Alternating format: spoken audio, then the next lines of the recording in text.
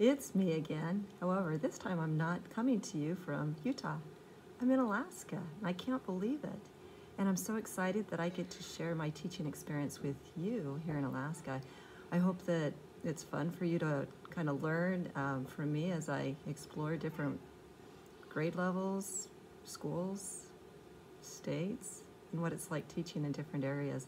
But everything that I've noticed thus far, and I've been here teaching since August, now we're into November, is that I love my students. Wherever I go, I always love who I work with, and I'm so thankful this year that I get to work with this amazing class. And I miss all of my other friends, all of my students that I've taught in past years. So I'm saying hello to you, but I'd like you to meet some of my new friends. And I thought we'd spend the day together and have fun. Hope you enjoy this video. Bye-bye. Oh, I forgot one last thing. I kind of thought it would be fun for me to kind of take you through my classroom now that I've been teaching for a couple months, kind of show you the way it's done here in Alaska, at least at this school that I'm teaching at. This is a really cool school. It's one of the few schools that I've ever taught at that's actually a two-story school for an elementary school, and I happen to be on the second story, and I get to overlook the playground, and so I have a beautiful view. It's not of the mountains, but it's of trees. I actually saw a moose one day when I was driving to work. You know, where does that happen other than in Alaska? And it snowed last night. It snowed probably, I'd say, 6 inches. And so I got to experience my first snowstorm and what it's like on the road. So here I am at school, so I guess I survived my first Alaskan storm. So far, so good. I hope you're doing well too. Okay, here's my classroom.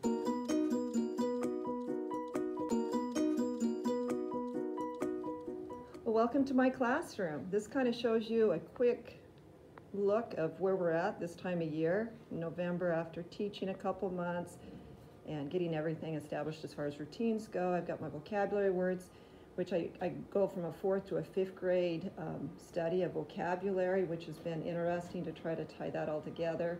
We all have Chromebooks. All my students have their own Chromebook, which is nice. I teach Greek and Latin roots on a weekly basis, prefixes also, and that helps with both reading instruction and comprehension skills as they grow their English language, because English is not just Anglo-Saxon English, it takes into things like the Greek and Latin portion of our language too. So that's awesome that this school is using that. I love it. Okay, this is kind of showing you kind of not a bird's eye view, but I guess a teacher's view of my classroom. Got my library there, which you students probably recognize. Well, this is something that I really am excited about at this school. At this school, they start their morning off right. This kind of shows you where the students come to be leaders. And they use this desk here to check our schedule, our character trait for the week. Each week we have different character traits. So this is a sample of a student that I had in my class for Halloween. I try to encourage the students to make connections both at school to home, and so I asked my students to take their Halloween candy and make a fraction out of it, and this student went overboard. All I asked was, tell me what your bag of candy would look like represented as a whole, half, and quarter, and take a look at what he was able to give me. He did the fraction form and he did the decimal form. He collected 125 pieces of candy. I was thrilled when I got this, and that represented 5,000 points for his team, and he was thrilled too. This was one of our science concepts. Living in Alaska, we see a lot of sunshine in the summer and a lot of darkness during the winter, so I was just trying to teach them why that is. And so it's fun to be able to use where you live as part of your science curriculum.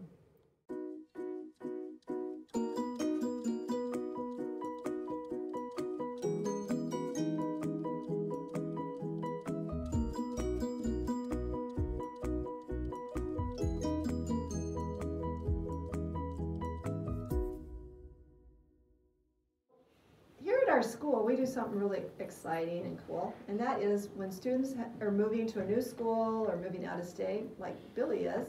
Billy's moving to Idaho at the end of this month, and so we do what's called a student car wash, and that's where we take a second and we all line up and we have him go through the car wash, and when he comes to us in our section of the car wash, we say something that we really like about him or something we're going to miss about him. So I'll start this off. Billy, I've known you for a couple months, and I just have really enjoyed getting to know you. You're always so kind and willing to learn things that may be hard, and you're a musician, and you are always creative. You're an artist, and you're so good at so many things, and you're a kind student, and I'm going to really miss you. So wherever you go, whatever school you go to in Idaho, just know that you're going to be missed. You're going to still be with us in spirit, and we wish the best for you. Okay, so now he's moving forward. He's going to go into his car wash. Okay, and who's up next? I really like how you're very funny humor. You're awesome. Okay. There you go. I really like how you play the piano. I'm gonna miss you. You're funny. Nope. So are they supposed to be doing something with their hands too as they come through? That's Okay, so it's this motion. They're giving them a wash. You're really funny and creative. I like that you're always caring for somebody.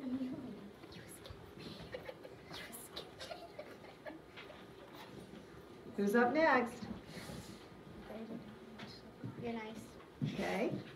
I like how you play music. You are kind and my friend. Oh, you're kind of my my friend. You're my friend. You're funny. Number 2. Okay, we're going to say, we miss you. We'll miss you.